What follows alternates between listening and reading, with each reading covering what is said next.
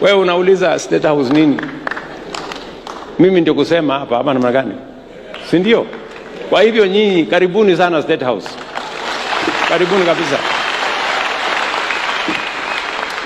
Na wakiendelea nitawakaribisha tena. Alafu nione ile watafanya. Ama namna gani? Yes.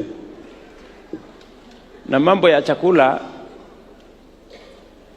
hata hamkupata chakula ya kutosha. Ningechinja. Sasa mtu mwenyewe ako na tumbo kubwa, alafu unauliza mambo ya chakula.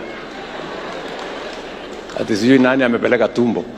Kama ilikuwa ni mtu ya kubebana matumbo, si ni wale wako tumbo kubwa ndio wangekuwa anaulizwa. So nyinyi, hata mimi nikitembea natembeanga na tumbo yangu.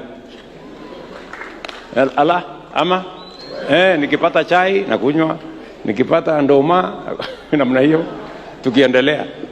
So hiyo ni maneno ya kuulizana mambo ya tumbo ni ujinga. Ama namna gani jameni? Nyinyi karibuni hapa.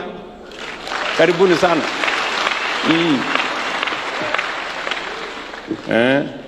Na hata sio chakula peke yake. Hata nitawapanga.